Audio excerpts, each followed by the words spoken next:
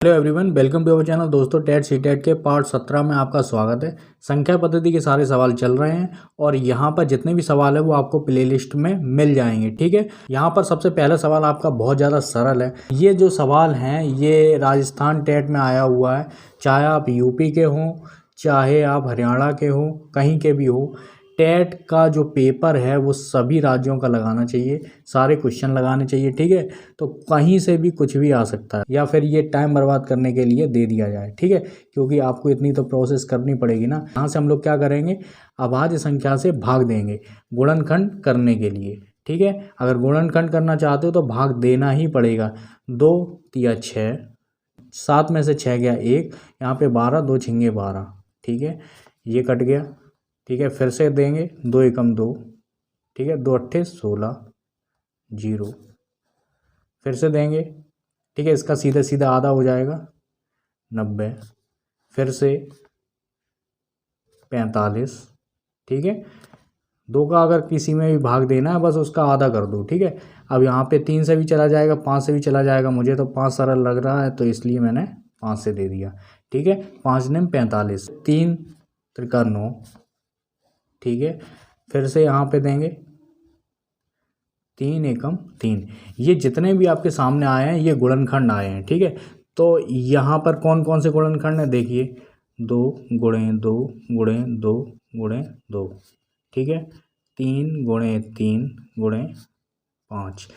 इस तरीके से ऑप्शन में इस तरीके से गुणनखंड दिए जाएंगे। किसी में 2 हटा दिया जाएगा या फिर 3 हटा दिया जाएगा या 3 एक्स्ट्रा रख दिया जाएगा। यहाँ पर दूसरा वाला सवाल देख लेते हैं, क्या कहता है, निम्न में से कौन सा कथन सही है। एक अभाज्य नहीं है, एक अभाज्य संख्या है, एक संयुक्त संख्या है, या डी 2 अभाज्य संख्या नहीं है। देखिए, ये राजस्थान टेट का सवाल है। ठीक है, ये वाला ऑप्शन देखते हैं। एक अभाज्य संख्या है, बिल्कुल नहीं है, क्योंकि सबसे छोटी जो अभाज्य संख्या है वो 2 है। ठीक है, 2 ऐसी अभाज्य संख्या है जो सम भी है, और जितनी भी अभाज्य संख्याएं होती हैं वो विषम होती हैं, लेकिन 2 एक ऐसी संख्या है जो सम है। ठीक है, और सबसे छोटी है, तो ये ऑप्शन तो बिल्कुल भी नहीं है। ऑप्शन नंबर डी देख लेते हैं, 2 अभाज्य संख्या नहीं है। ठीक है, बिल्कुल है। ठीक है, तो ये भी ऑप्शन आपका नहीं है। ठीक है, एक संयुक्त संख्या, इसके साथ कोई भी संख्या जुड़ी नहीं है एक के साथ, तो एक कोई संयुक्त संख्या नहीं है। ठीक है, तो ये भी ऑप्शन नहीं है। बचा ये जो बचा है वही सही होगा, क्योंकि इसमें क्या कहा गया, एक अभाज्य संख्या नहीं है, बिल्कुल नहीं है एक अभाज्य संख्या, क्योंकि 2 है। तीसरा सवाल देख लेते हैं, ये भी सवाल टेट में आया हुआ है। तो इसमें क्या कहा गया, शून्य में 60 का भाग देने पर भाज्य, भाजक, भागफल एवं शेषफल क्रमशः लिखिए। ठीक है, क्रमशः बताने हैं, और ये आपके सामने ऑप्शन दे दिए गए हैं। किसी किसी किताब में पता क्या, ये वाला ऑप्शन सही दे दिया गया है, लेकिन हम लोग सही तरीके से करेंगे। देखिए, यहाँ पर भाग का चिन्ह बनाएंगे। ठीक है, बीच में 0 लिखेंगे। ठीक है, क्या कहा गया है, शून्य में 60 का भाग देंगे। ठीक है, यहीं पर आपको ये पता चल जाता है यहाँ पर भाज्य कौन सा है और भाजक कौन सा है। तो जो शून्य है, शून्य क्या है, भाज्य है। ठीक है, और 60 क्या है, भाजक है। ठीक है, अब हम लोगों को पता क्या करना है, भागफल पता करना है। तो 60 का 0 में भाग देंगे तो यहाँ पर 0 ही होगा। ठीक है, और यहाँ पर भी 0 आ जाएगा। तो यहाँ पर देखिए भागफल क्या है, 0 आ गया। ठीक है, भागफल। अब शेषफल पता करना है।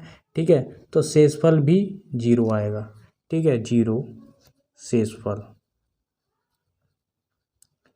ठीक है, तो ऐसे सवालों में कंफ्यूज ना होना, सीधा सीधा है। 0 में किसी भी चीज़ का अगर भाग देंगे, ठीक है, किसी भी संख्या का भाग देंगे, किसी भी अंक का भाग देंगे, तो भागफल और शेषफल हमेशा शून्य आएगा। ठीक है, अब हम लोग चौथा सवाल देख लेते हैं। ऐसा भी सरल सवाल आता है। ठीक है, तो यहाँ पर देखिए, संख्या 5,09,04,988 को अंकों में लिखिए। अब इसे अंकों में लिखना है, तो यहाँ से नहीं देखेंगे। ठीक है, यहाँ से नहीं देखेंगे, यहाँ से देखेंगे, लास्ट से। तो यहाँ पर ये क्या है, 988। तो यहाँ पर हम लोग सीधे सीधे लिख देंगे 988। ठीक है, ये तो आपको समझ में आ गया होगा। फिर इसके पहले आएंगे 4000। ठीक है, तो 4000 लिख देंगे, जो भी संख्या लिखी जाएगी। फिर क्या लिखा गया है, 9 लाख। ठीक है ना, अब यहाँ से ध्यान देंगे, इकाई, दहाई, सैकड़ा, हजार। ठीक है, आगे वाली संख्या क्या है, 10,000 है। ठीक है, लेकिन यहाँ पे 10,000 जैसा कुछ नहीं। अगर यहाँ पर 2 संख्याएं होती तो ये आपका फेल हो जाता, ये दोनों संख्याएं फेल हो जाती 10,000 की। ठीक है, 10,000वां पद आपका आ जाता। लेकिन यहाँ पे तो सिर्फ एक ही संख्या दे दी गई, फिर सीधे 9 लाख दे दिया गया। तो इस जगह पे क्या आएगा, यहाँ पर आएगा 0। ठीक है, अब यहाँ से आएगा 9 लाख, यानी कि 9 लाख। अब देखिए, इकाई, दहाई, सैकड़ा, हज़ार, 10,000, लाख। ठीक है, अब इतना हो गया 5 करोड़। अब 9 लाख है, ठीक है, 9 लाख के बाद क्या आता है, 10 लाख आता है। ठीक है, जब 10 लाख आएगा तो यहाँ पे 10 लाख जैसा कुछ नहीं है। अगर यहाँ पे 2 अंक होते तो ये दोनों फेल हो जाते, मतलब ये तो फेल है ही, लाख वाला, 10 लाख वाला भी फेल हो जाता। ठीक है, लेकिन यहाँ पर कुछ है नहीं तो हम लोग क्या करेंगे, 0 रखेंगे। फिर अब ये पूरा हो गया। अब यहाँ पर देखिए 5 करोड़ है तो यहाँ पर सिर्फ 5 करेंगे। फिर से देख लेंगे, इकाई, दहाई, सैकड़ा, हज़ार, 10,000, लाख, 10 लाख, करोड़। 5 करोड़, ठीक है, 9 लाख, ठीक है, 9 के आगे 5 जीरो लगते हैं, 1 2 3 4 5, 9,04,988। इसी तरीके से हम लोग लिखते हैं। ठीक है, अब हम लोग 5वां सवाल देख लेते हैं। 4 संख्याओं को अवरोही क्रम में लिखिए। अवरोही का मतलब है बड़े से छोटा, ठीक है ना, बड़े से छोटा। तो यहाँ पर सबसे पहले देखिए कि अंक गिनने हैं, जितनी भी संख्याएं हैं सब में अंक गिनने हैं। ठीक है, तो यहाँ पे देखिए 1 2 3 4 5 6 7, 1 2 3 4 5 6 7, 1 2 3 4 5 6 7, 1 2 3 4 5 6 7। अंक तो बराबर हैं, ठीक है, लेकिन फ़र्ज बनता है कि अंक ही गिनने हैं सबसे पहले। ठीक है, अब हम लोग देखिए यहाँ पे मिलान करेंगे सभी संख्याओं में। यहाँ पर भी 4 है, यहाँ पर भी 4 है, यहाँ पर भी 4 है, यहाँ पर भी 4 है, कोई बात नहीं। फिर यहाँ 2 है, यहाँ पर भी 2 है, यहाँ पर भी 2 है, और यहाँ पर भी 2 है, कोई बात नहीं, ये भी बराबर है। अब ये देख लेते हैं 0, तीसरा पद देख रहे हैं, फिर से 0, फिर से 0, फिर से 0।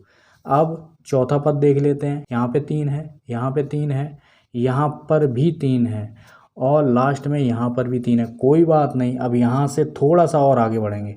अब हम लोग के सामने 3 संख्याएं बची हैं। ठीक है, यहाँ पे 3 संख्याएं बची हैं।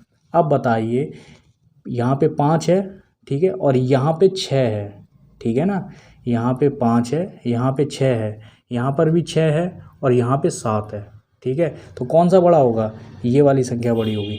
तो क्या लिखेंगे, 4 2 0 3 7 5 6।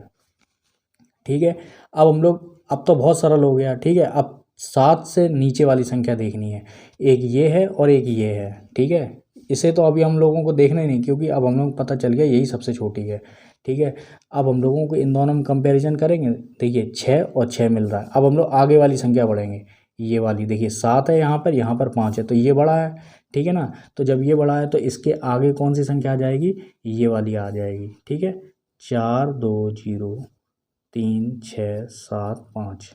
फिर ऑटोमेटिक अब हम लोगों को पता है कौन सी वाली संख्या आएगी, 4 2 0 3 6 5 और 7, और लास्ट में ये वाली आएगी। ठीक है, 4 2 0 3 5 6 7।